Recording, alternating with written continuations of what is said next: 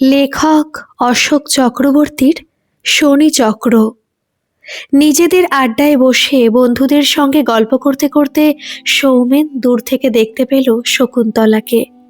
সৌমেনেরই দু তিনজন বন্ধুর সঙ্গে শকুন্তলা তখন কথা বলতে বলতে এগিয়ে আসছিল। সৌমেন শকুন্তলার সঙ্গে ওর ছোট পিসিকেও দেখতে পেল। ছোট পিসি মনিকা আর শকুন্তলা মাত্র 2-3 বছরের ছোট বড়, আর পরেও একই সঙ্গে। ওদের দুজনের সঙ্গে সৌমেন পরিচিত হয়েছে স্কুল জীবনে একই কোচিংয়ে পড়াকালীন। সেই সময় ওদের জনা কয়েক ছেলে মেয়েদের মধ্যে খুব বন্ধুত্ব হয়ে গেছিল। এখন কলেজ জীবনে কয়েকজন ছাড়া অন্যান্য সবার সঙ্গে আর নিয়মিত দেখা সাক্ষাৎও হয় না। তাছাড়া কয়েকটা মেয়ে বন্ধুর বিয়েও হয়ে গিয়েছে। শকুন্তলারও মাস 6 আগে বিয়ে হয়ে গেছে। তার কিছুদিন আগে ওর ছোট পিসি মনিকার। শকুন্তলা আর মনিকা যাদের সঙ্গে কথা বলতে বলতে আসছিল, ওরা সৌমেন ও ওদের সবারই বন্ধু।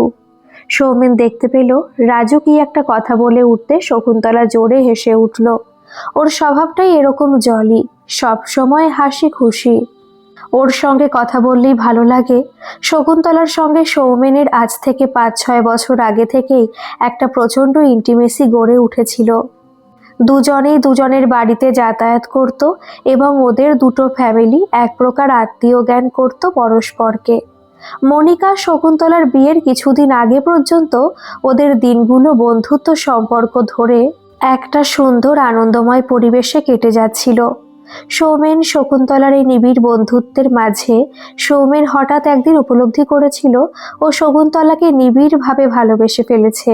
কিন্তু ওদের সম্পর্কটা এমন একটা পর্যায়ে চলে গেছিল যে সৌমেন বন্ধুত্বের খাতিরে শকুন্তলাকে মুখ ফুটে কিছুতেই বলতে পারছিল না, শকুন্তলা, আমি তোমায় ভালোবাসি। এদিকে যে শকুন্তলার সঙ্গেও কত ফ্র্যাঙ্ক ছিল, এরপর ওর সামনে গেলেই সৌমেন কেমন যেন গুটিয়ে যেত। শকুন্তলা সৌমেনের অন্যমনস্কতা দিন কয়েক লক্ষ্য করে একদিন ওকে চেপে ধরেছিল।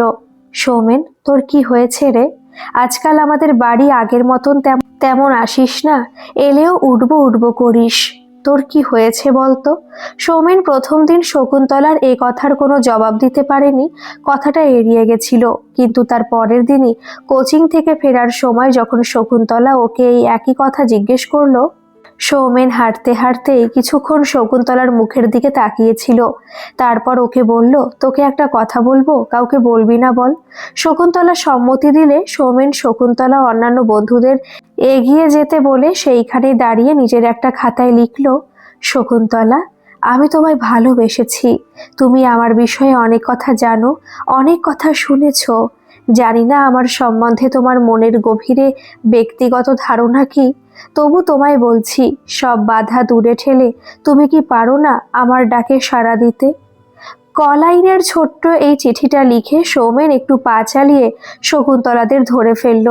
একটু পরেই হাজারিতলার মোড়ে এসে রাজু, রণবীর, সুকেশ, রাখি, শম্পা আর অর্চনা অন্য রাস্তা ধরলো একটু বেরিয়ে টেরিয়ে বাড়ি ফিরবে বলে। মনিকা, শকুন্তলা নিজেদের বাড়ির দিকে পা চালালো। সৌমেনও ওদের সঙ্গে হাঁটতে লাগলো। বাড়ির কাছে এসে মনিকা সৌমেনকে ওদের বাড়িতে যেতে বললে সৌমেন শকুন্তলার দিকে একবার চোখ তুলে তাকিয়েই ওদের বাড়িতে গিয়ে ঢুকলো। কিছুক্ষণ গল্প টল্প করে মনিকা চা করে আনতে গেল। সৌমেন শকুন্তলার দিকে তাকিয়ে শুধু সেই চিঠি লেখা খাতাটা ওর দিকে এগিয়ে দিয়ে বলল, এর ভিতরেই আমার কথাটা লেখা আছে, পড়ে আমাকে একটা উত্তর দিস। শকুন্তলা খাতাটা নিয়ে নিজের বই খাতার ভিতরে ঢুকিয়ে রাখলো। কিছুক্ষণ পরে চাটা খেয়ে সৌমেন বাড়ি চলে এসে রাতের খাবার না খেয়ে বিছানায় শুয়ে পড়ে চিন্তা করতে লাগলো, শকুন্তলা কি ওর ডাকে সাড়া দেবে? আর যদি রাজি না হয়, তাহলে তার পরেও কি ওদের মধ্যে আর সেই আগেকার বন্ধুত্ব সম্পর্কটা বজায় থাকবে? নানা রকম আবোল তাবোল চিন্তা করতে করতে এক সময় সৌমেন ঘুমের কোলে ঢলে পড়ল। পরের দিন ঘুম থেকে উঠে সৌমেন সারাটা সকাল দুপুর কোথাও না বেরিয়ে বাড়িতে বসে বসে একটা এনজাইটির মধ্যে কাটালো। বিকেলের দিকে রণবীর এসে ডাকতে তৈরি হয়ে সৌমেন বেরোতে যাচ্ছে, এমন সময় দেখলো শকুন্তলার মনিকা আসছে। সৌমেন নিজের থেকে আর শকুন্তলার দিকে চোখ তুলে কথা বলতে পারছিল না। রণবীরকে চলে যেতে বলে ওদের নিয়ে আবার বাড়িতে ঢুকলো। মনিকার সঙ্গে কেবল কথা বলতে লাগলো সৌমেন। কিছুক্ষণ পরে মনিকা পাশের ঘরে সৌমেনের ছর্দির সঙ্গে কথা বলতে গেলে শকুন্তলা সৌমেনের দিকে ওর গতকালকের দেওয়া খাতাটা এগিয়ে দিল, কিন্তু মুখে কিছুই বলল না। সৌমেন কিন্তু ধারণাই করতে পারছিল না এই খাতার ভিতরে শকুন্তলা কোনো উত্তর দিয়েছে কিনা, অথবা দিলেও কি ধরনের উত্তর দিয়েছে। তাই একটু পরেই শকুন্তলা বরাবরকার মতন নিজের থেকে চা করতে গেলে সৌমেন তক্ষুনি খাতাটা উল্টে দেখল, কিন্তু শকুন্তলার দেওয়া কোনো চিঠি দেখতে পেল না। উপরন্তু একটা কাগজের ভাঁজ খুলে দেখল সৌমেনেরই দেওয়া চিঠিটা। সৌমেন নিজের চিঠি ফেরত পেয়ে খুব অবাক হয়ে গেল। শকুন্তলার আজ যতক্ষণ ছিল ও আর শকুন্তলার দিকে তাকাতেই পারেনি। সেই রাত্রিটা সৌমেনের চোখে আর ঘুম এনে দিতে পারেনি। সারা রাত ধরে শুধু একের পর এক সিগারেট টেনে চলল, আর চিন্তা করতে লাগলো শকুন্তলা কি তাহলে সত্যি ওকে রিফিউজ করলো। এরপরে 5 দিন আর সৌমেন শকুন্তলাদের বাড়ির ধারে কাছেই মারালো না। চুপচাপ নিজেদের ঠেকে যায়, নিষ্পৃহভাবে বন্ধুদের ইয়ার্কি ঠাট্টা শুনে যায়। কিন্তু 6 দিনের দিন সৌমেন আর নিজেকে সামলাতে পারল না। ও ভাবল শকুন্তলার সঙ্গে এত হঠাৎ এত দিনকার বন্ধুত্বটা নষ্ট হয়ে যাবে। তাই সেদিন সন্ধ্যায় শকুন্তলাদের বাড়ি গিয়ে মনেতে জোর এনে ওর চিরকালের স্বভাব মতন হইচই শুরু করে দিল। মনিকাকে ইয়ার্কি করে একটুখানি রাগিয়ে দিল। শকুন্তলার ছোট বোন রুনুর সঙ্গে দু একটা ইয়ার্কি করতেই হেসে লুটিয়ে পড়ল, কিন্তু সৌমেন শকুন্তলার কোনো সাড়া পাচ্ছিল না। শকুন্তলা বাড়িতেই শুনে একসময় মনেতে অসম্ভব জোর এনে শকুন্তলার নাম ধরে ডেকে উঠল। পাশের ঘর থেকে শকুন্তলা আস্তে সাড়া দিয়ে বলে উঠল, যাচ্ছি। একটু পরে শকুন্তলা একটা কাপড় ভাঁজ করতে করতে এ ঘরে ঢুকে আস্তে করে বলল, কেমন আছিস? এ কয়দিন আসিসনি কেন? সৌমেন শকুন্তলার এই রকম বলার ভঙ্গিতে একটু থতমত খেয়ে গেল। সামলে নিয়েই বলে উঠল, সময় পাইনি রে একদম, স্কুলেতে স্পোর্টস গেল কদিন। তারপর নানা রকম কথায় কথায় ঘন্টা দুয়েক গেজিয়ে একসময় সৌমেন উঠে বাড়ি চলে এলো। এতক্ষণকার পরিস্থিতি দেখে কেউ ধারণাই করতে পারবে না এতক্ষণ সৌমেনের মনের ভিতরে কি হচ্ছিল। আশ্চর্য, এরপর থেকে শকুন্তলার সঙ্গে দেখা হলে সৌমেন সে আগের মতন ফ্রিভাবে কথাবার্তা বলতে শুরু করলো। শকুন্তলাও তাই। সৌমেনের এইরকম মানসিক অশান্তির মধ্যেই ওদের হায়ার সেকেন্ডারি পরীক্ষা হয়ে গেল। সেই সময় আবার অসুস্থ শরীরে পরীক্ষা দিয়েও সৌমেন যত ভালো রেজাল্ট হবে বলে ভেবেছিল তা হলো না। শকুন্তলা কোনো রকমে পাশ করে গেল, আর ওদের অন্যান্য বন্ধুরাও সবাই ভালোভাবে পাশ করে গেল। ওরা সবাই বিভিন্ন কলেজে ভর্তি হয়ে গেল। কলেজ শুরু হতে সৌমেন কলেজের উদ্দেশ্যে রোজই বেরোতো, কিন্তু একদিনও কলেজে যেতে পারতো না। ততদিনে ও আরো বেশি করে উপলব্ধি করেছে যে বর্তমান পরিস্থিতিতেও শকুন্তলাকে ও আরো নিবিড়ভাবে ভালোবেসেছে। কিন্তু এদিকে সৌমেন নিজেই বুঝতে পারছে যে শকুন্তলাকে জীবনে আপন করে পাওয়া অসম্ভব ব্যাপার। যদিও সেই চিঠি দেবার পরে মুখ ফুটে শকুন্তলা সৌমেনকে অস্বীকার করেনি, বন্ধুত্ব নষ্ট করেনি, কিন্তু তা বলে কোনো রকম ভাব ভঙ্গিতেও তো শকুন্তলা সৌমেনকে কোনো আশার কথা বোঝায়নি। সৌমেনের থেকে যে শকুন্তলা ওই রকম একটা গুরুত্বপূর্ণ চিঠি পেয়েছিল সেই বিষয়ে কোনো উচ্চবাচ্যই করেনি শকুন্তলা। সৌমেনের মন তাই তখন খুবই ব্যথাক্লিষ্ট ছিল। কিন্তু কলেজের সেকেন্ড ইয়ারে পড়ার সময় একদিন সন্ধ্যায় সৌমেন শকুন্তলাদের বাড়ি গিয়ে প্রথমে শুনল মনিকার বিয়ে ঠিক হয়ে গেছে। শুনে সৌমেন আনন্দ প্রকাশ করলো। তারপরে শুনল শকুন্তলারও বিয়ে একদম ঠিক হয়ে গেছে এবং পাত্রপক্ষ খবরাখবর করে দেখতে এসেই শকুন্তলাকে পছন্দ করে ফেলে তক্ষুনি জিনিসপত্র কিনে এনে একেবারে আশীর্বাদ সেরে গেছে। শকুন্তলার বিষয়ে এই কথা শুনে সৌমেন যেন পাথর হয়ে গেল। ও আর বেশিক্ষণ সেখানে বসে থাকতে পারল না। একটু পরে জরুরি দরকার আছে বলে সৌমেন ওদের বাড়ির থেকে বেরিয়ে এলো। মনটা সেদিন সৌমেনের একদম ভেঙে গেছিল। ও আর কিছু ঠান্ডা মাথায় চিন্তা করতে পারছিল না, শুধু নিজের মনে বিড়বিড় করতে লাগলো, শকুন্তলার তাহলে অন্য জায়গায় বিয়ে ঠিক হয়ে গেল। শকুন্তলাদের বাড়ি থেকে বেরিয়ে আনমনা হয়ে পথ চলতে চলতে সামনে হঠাৎ রাজু, রাখি আর শম্পাকে দেখতে পেয়ে সৌমেন দাঁড়ালো। রাখি ওকে জিজ্ঞাসা করলো, কোথায় যাচ্ছিস সৌমেন? সৌমেন রাখির কথায় কোনো উত্তর না দিয়ে রাজুর দিকে তাকিয়ে বলল, তোরা কোথায় যাচ্ছিস? রাজু ইয়ার্কি করে বলে উঠল, ভাবছি কোথায় যাওয়া যায়। সৌমেনের তখন আর কারোর সঙ্গে কথা বলতে ইচ্ছা করছিল না। যাচ্ছি রে বলে হাজারিতলার মোড়ের দিকে এগিয়ে চলল। সৌমেন যে শকুন্তলাকে মনে মনে ভালোবাসে তা ওর সব বন্ধুরাই আন্দাজ করেছে এবং নিজেদের মধ্যে আলোচনাও করে এ নিয়ে। একমাত্র রণবীরই সৌমেনের সব কথা জানে। সৌমেন চলে গেলে রাজু রাখিকে বলল, নির্ঘাত ঝগড়াঝাটি হয়েছে। শম্পা রাজুকে জিজ্ঞাসা করলো, কার সঙ্গে রে? রাখি তখন হেসে এগিয়ে যেতে যেতে বলল, ছাড় তো রাজুর পাগলামি। রাজু বলছে যে সৌমেন শকুন্তলার সঙ্গে ঝগড়া করে এসেছে, তাই সৌমেনের মনটা ওরকম খারাপ দেখাচ্ছে। শম্পা তখন হেসে বলল, এক কাজ করা যাক, চল শকুন্তলাদের বাড়ি বেরিয়ে আসি। তখন তিনজনে মিলে শকুন্তলাদের বাড়ি গেল। গিয়ে দেখে কয়েকজন লোক এসেছে ওদের বাড়ি। মনিকাকে সামনে পেয়ে ওকে ডেকে জিজ্ঞাসা করতে হেসে বলল, ভিতরে আয়, সব বলছি। ওরা ভিতরের ঘরে গিয়ে দেখে শকুন্তলা চুপচাপ কেমন বিমর্ষভাবে শুয়ে আছে। মনিকা ওকে ঠেলা মেরে হেসে বলে উঠল, মেয়ের বিয়ে ঠিক হয়েছে তো, তাই উনি এখন থেকে বরের কথা চিন্তা করছেন। রাখি অবাক হয়ে বলল, সত্যি শকুন্তলার বিয়ে ঠিক হয়ে গেছে? বলিসনি তো, কোথায়? ততক্ষণে শকুন্তলা উঠে বসে রাখিদেরকে বিছানায় উঠে বসতে বলল। রাখি এবারে শকুন্তলাকে বলল, কোথায় ঠিক হয়েছে রে? শকুন্তলা কোনো উত্তর না দিয়ে খাট থেকে নেমে রান্নাঘরে ঢুকে গেল। মনিকা ওর যাওয়ার পথের দিকে তাকিয়ে বলল, ভদ্রলোক একজন বড় সরকারি গেজেটেড অফিসার, শিলচরে পোস্টেড, নিজেদের বাড়ি কলকাতাতেই। শম্পা বলে উঠল, কবে হচ্ছে রে বিয়েটা? মনিকা হেসে বলল, বিয়েটা অবশ্য মাস আষ্টেক পরে হবে।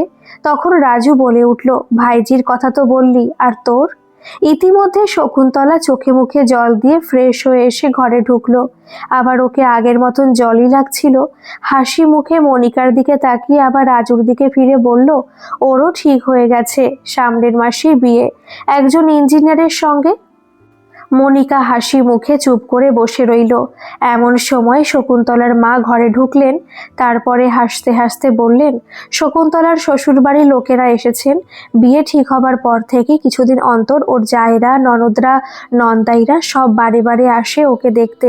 একটু থেমে আবার বললেন, শকুন্তলার আশীর্বাদও হয়ে গেছে, শুনেছ তো? তখন রাজু সোল্লাসে শকুন্তলার দিকে তাকিয়ে বলে উঠল, আরে এত বড় একটা সুখবর তুই আমাদের কাছে চেপে রেখেছিস? চল এক্ষুনি রেস্তোরাঁয় খাওয়াবি। রাজুর কথায় সবাই হেসে উঠল। এরপর আরো কিছুক্ষণ গল্প টল্প করে রাজুরা বেরিয়ে এলো। কিছুটা গিয়ে শম্পা ওর বাড়ির রাস্তা ধরল। রাখি হাঁটতে হাঁটতে বলে উঠল, সৌমেন তাহলে এই খবরটা জেনেছে? আশ্চর্য, সৌমেন আমাদের বন্ধুদের একবার বলতে পারলো না। তাহলে তো আমরা অন্তত কিছুটা চেষ্টা করতে পারতাম। রাজু রাখির কথার কোনো জবাব না দিয়ে নিজের মনে হাঁটতে লাগলো।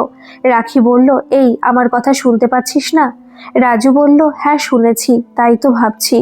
রাখি তখন চুপ করে গেল। একটু পরে রাখির বাড়ি এসে গেলে রাখি বাড়ি ঢুকে গেল। রাজু হাঁটতে হাঁটতে ওদের ঠেকে এসে দাঁড়ালো। ওখানে তখন প্রতিম, ফার্নান্ডেজ, রণবীর, সুকেশ সবাই বসে আড্ডা মারছিল। সৌমেনকে না দেখে রণবীরকে জিজ্ঞেস করতে বলল, এই তো একটু আগে বাসে করে কোথায় গেল?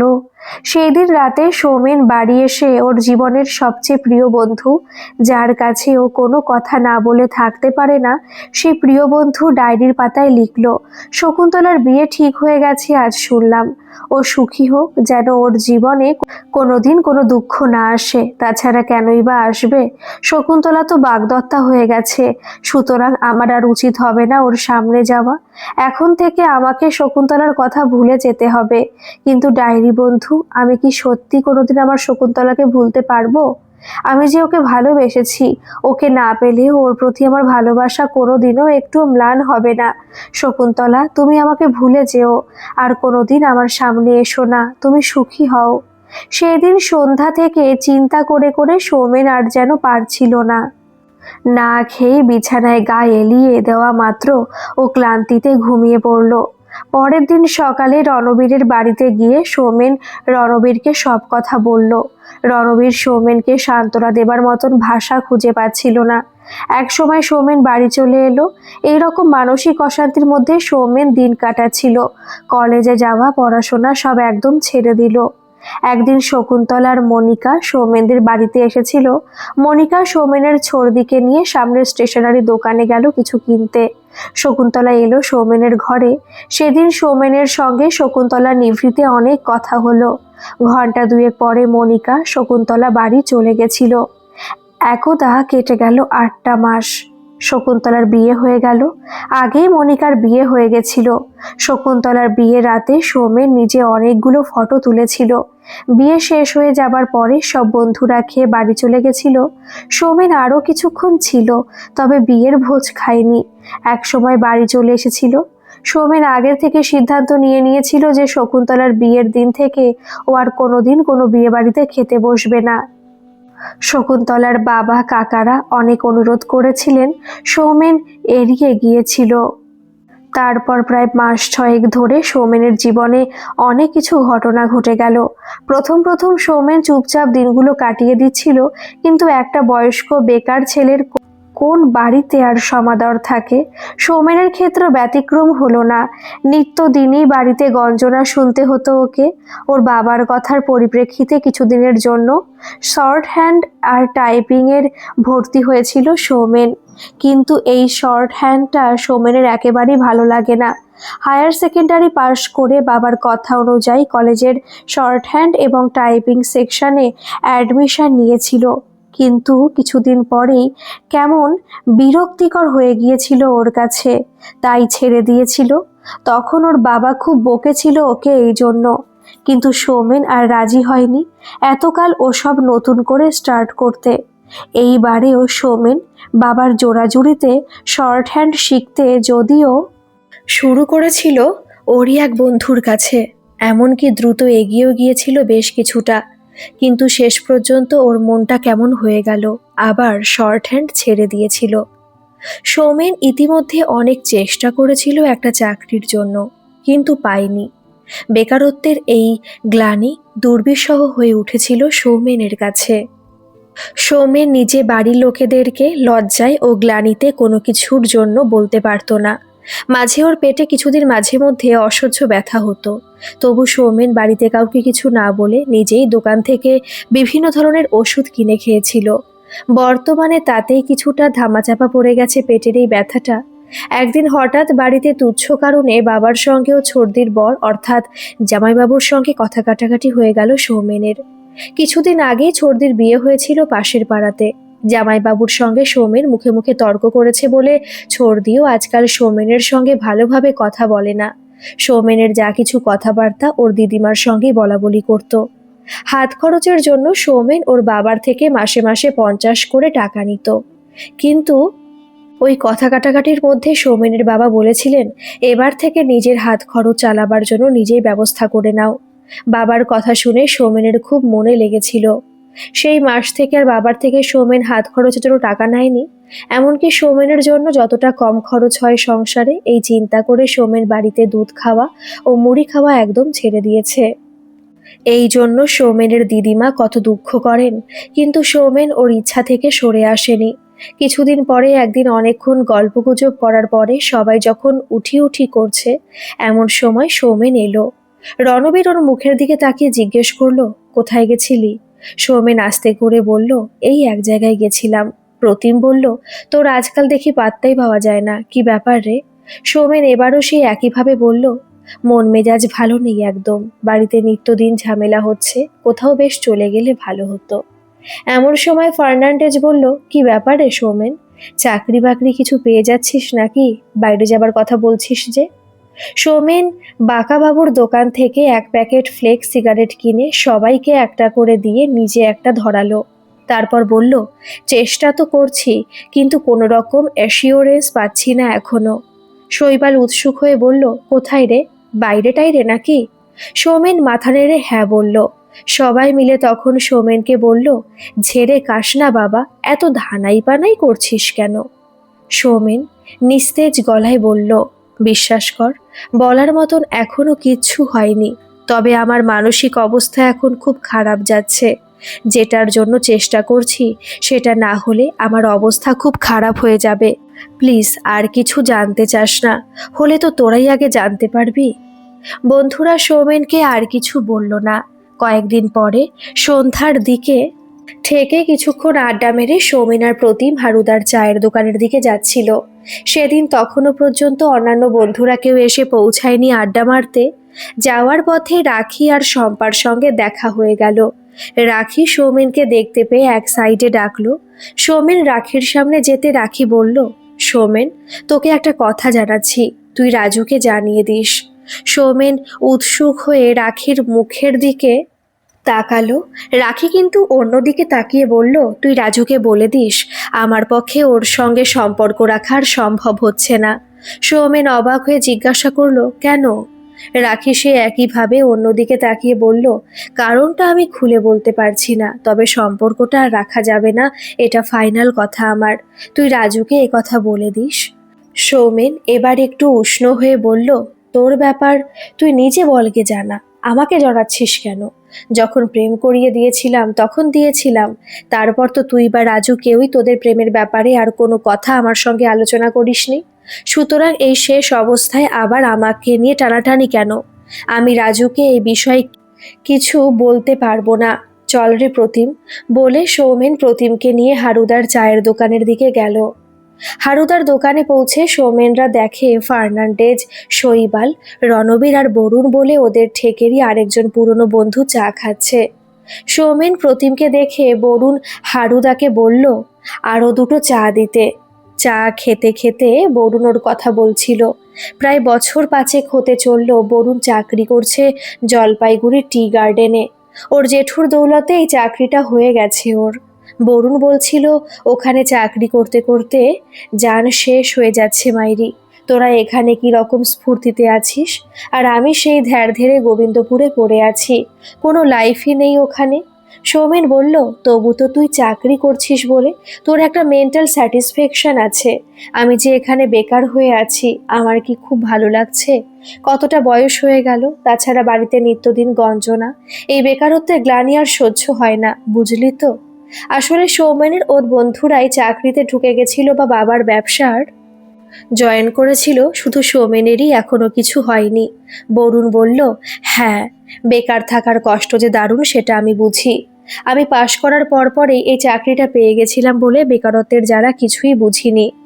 তবে আশেপাশে দেখি তো, তাছাড়া উপন্যাসে আজকাল লেখকরা বেকারদের নিয়ে এমন সব লেখা লেখে যে ভাবলে খুবই খারাপ লাগে।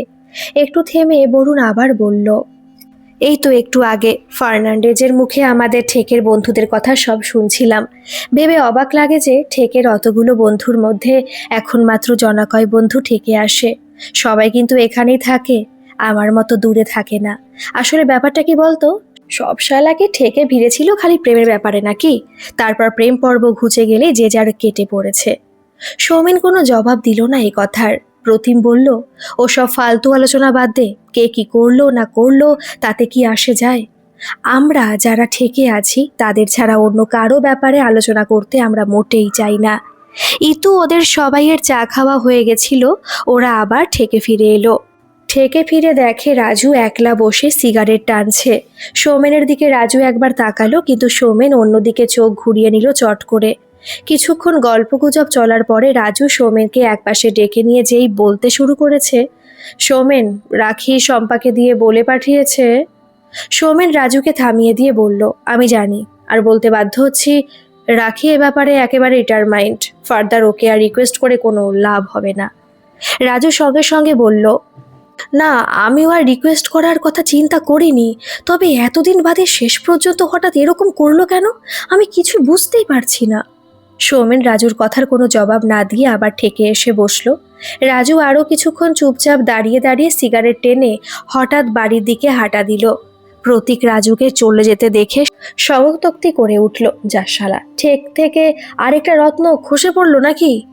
প্রতীকের এই বক্রোক্তি শুনে সৌমেনের বিরক্তি লাগছিল। সব ব্যাপারেই আর কি ভালো লাগে কারো? রাজুর প্রেমের এই পরিণতিতে সৌমেনের বাস্তবিকই মনে খুব লেগেছে। কিন্তু বলতে গেলে রাজুর বর্তমানকালীন অ্যাটিটিউড বা বিহেভিয়ারের জন্যই সৌমেন রাজুকে এই পরিস্থিতিতেও কোনো রকম সান্ত্বনা বাক্য শোনাতে ইচ্ছা করলো না। কিছুক্ষণ পরে সৌমেন বাড়ি যাবার জন্য উঠে দাঁড়ালো। সৌমেনকে চলে যেতে দেখে রণবীরও ওর সঙ্গ নিল। কিছুটা রাস্তা একসঙ্গে যাবার পরে সৌমেন পেটের বাদিকে হাত চাপা দিয়ে হঠাৎ দাঁড়িয়ে পড়ল। রণবীর বলল, কি হলো রে, দাঁড়িয়ে পড়লি কেন হঠাৎ? সৌমেনের পেটের ওই বাদিকের বিশেষ জায়গাটায় তখন অসহ্য যন্ত্রণা শুরু হয়ে গেছে। বেশ কিছুকাল আগে কিছুদিন সৌমেনের পেটের ওই জায়গাটায় এরকম ব্যথা হয়েছিল। তখন সৌমেন নিজেই দোকান থেকে ব্যথা কমার ওষুধ খেয়ে ব্যথা কমিয়ে দিয়েছিল।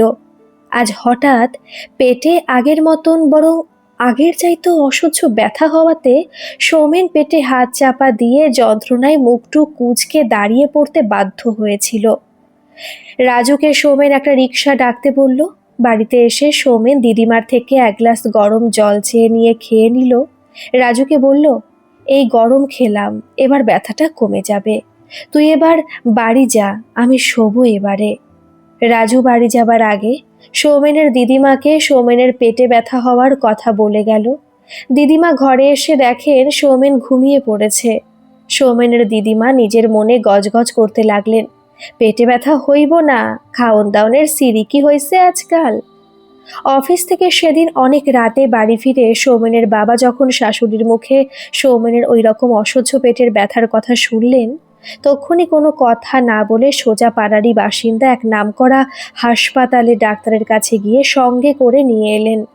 ডাক্তার ঘুমন্ত সৌমেনকে কিছুক্ষণ পরীক্ষা করে বললেন, এখন তো পেশেন্ট ঘুমোচ্ছে, সুতরাং চিন্তার কিছু নেই বলেই মনে হচ্ছে। তবুও আমি লিখে দিচ্ছি, আগামীকাল ওর ব্লাড আর ইউরিন রিপোর্টটা করিয়ে নেবেন, সঙ্গে একটা আলট্রাসোনোগ্রাফি করাবেন। আগামী পরশু সকালে যখন আমি হাসপাতালে থাকবো তখন আমাকে রিপোর্টগুলো দেখিয়ে আনবেন।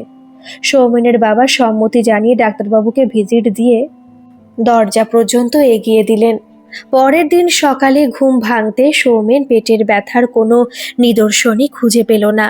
এদিকে সৌমেনের বাবা সকালে স্থানীয় ল্যাবে গিয়ে ডাক্তারের প্রেসক্রিপশন দেখিয়ে সব ব্যবস্থা করে বাড়ি এসে সৌমেনকে নিয়ে ল্যাবে গেলেন।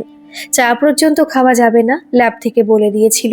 দিদিমার মুখে গত রাতে ডাক্তার এসে দেখে গেছেন ও টেস্ট করাতে বলে গেছেন শুনে সৌমেন আফসোস করলো। বাবার একগাদা টাকা খরচ হয়ে যাবে। দিদিমা এক ধমক দিয়েছিল। ল্যাবে গিয়ে সব টেস্ট হয়ে যাবার পরে সৌমেনের বাবা সৌমেনকে একটা রিকশায় তুলে দিয়ে ওকে বাড়ি গিয়ে বিশ্রাম নিতে বলে ওখান থেকে অফিস চলে গেলেন। বাবা চোখের আড়াল হতে সৌমেন রিকশা থামিয়ে একটা সিগারেট কিনে ধরিয়ে টান দিল। সঙ্গে সঙ্গে পেটে অসহ্য যন্ত্রণা শুরু হলো। ওই সময় রণবীর বাজার করে সাইকেলে ফিরছিল। সৌমেনকে ওই অবস্থায় দেখে রিকশায় তুলে দিয়ে বাড়ি নিয়ে এলো। আজকেও গতকালের মতো অবস্থা দেখে সৌমেনের দিদিমা গত রাতে ডাক্তারের দিয়ে যাওয়া একটা ওষুধের আধখানা ভেঙে গরম জলের সঙ্গে খাইয়ে দিলেন, কিছু খাবার খাইয়ে। যদি আবার সৌমেনের ব্যথা ওঠে এই আশঙ্কা করেই গত রাতে ডাক্তার ওই ওষুধটা দিয়ে গেছিলেন। ওষুধটা খেয়ে কিছুক্ষণের মধ্যেই সৌমেন ঘুমিয়ে পড়ল। রণবীর বাড়ি গেল।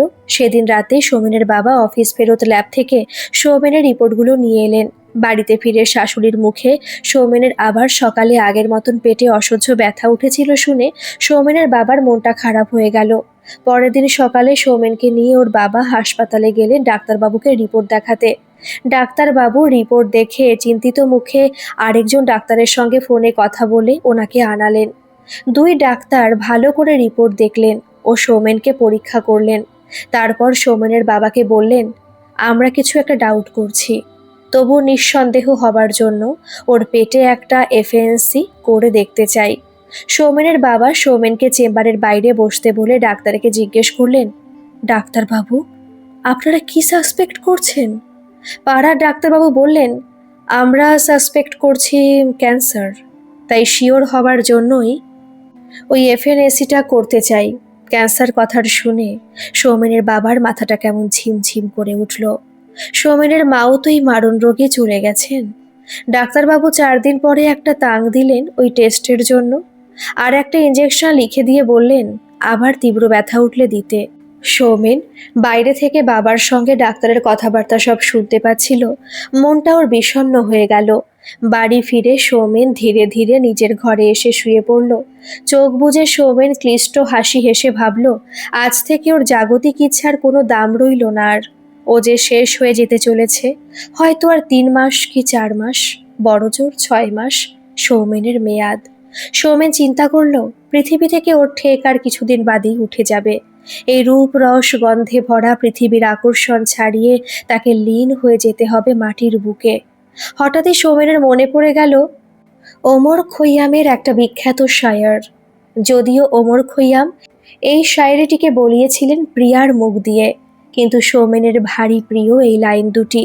মনে মনে আবৃত্তি করল, पशे मर्दन बनाए जाएंगे सगर मेरी गिल के, लबे जा बक्स के बोसे मिलेंगे खाक से मिलके। জীবনের শেষ মুহূর্তে ওমর খৈয়ামের বর্ণিত প্রিয়া কেঁদে বলেছিল, আমার মৃত্যুর পরে আমার দেহ মাটিতে মিশে যাবে, সে মৃত্তিকায় হবে পানপাত্র তৈরি। এ জীবনে যাকে পেলাম না, সেই প্রিয়তম যেদিন আমার দেহ মৃত্তিকায় তৈরি পানপাত্রে সুরাপান করবে, সেই সময় আমি তার ওষ্ঠের স্পর্শ লাভ করব, ধন্য হব। কাত হয়ে শুয়ে হাতটা বাড়িয়ে টেবিলের উপর থেকে সৌমেন ও ডায়েরিটা টেনে আনলো। আজকের তারিখে পাতা উল্টে এসে লিখল, ডায়েরি বন্ধু, আমি চললাম। আমার জীবনের যত কিছু সুখ দুঃখ আনন্দের প্রকাশ ঘটেছিল প্রথমে তোমারই বুকের উপর বন্ধু। তাই জীবনের এই শেষ লগ্নে আজ তোমারই বুকের উপর লিখে রেখে যাচ্ছি কবির রচিত ভাষায় আমার জীবনের শেষ কটা কথা। হামে কেয়া जो तुरबत पे मिले रहे, तहे खाक हमें तो अकेले रहे। আমার সমাধির উপর যতই আনন্দমেলা হাসির খুশরোজ বসুক না কেন, আমার তাতে কি লাভ? মাটির অন্ধকার অতলেই আমি বন্দী হয়ে থাকব অতল তমসায়। সে আনন্দ ভোজে সাড়া দেবার সামর্থ্য আমার কই। গল্পটি কেমন লাগলো অবশ্যই কমেন্টে জানাবেন, আর ভালো লাগলে একটা সাবস্ক্রাইব করে আমার পাশে থাকবেন। ধন্যবাদ।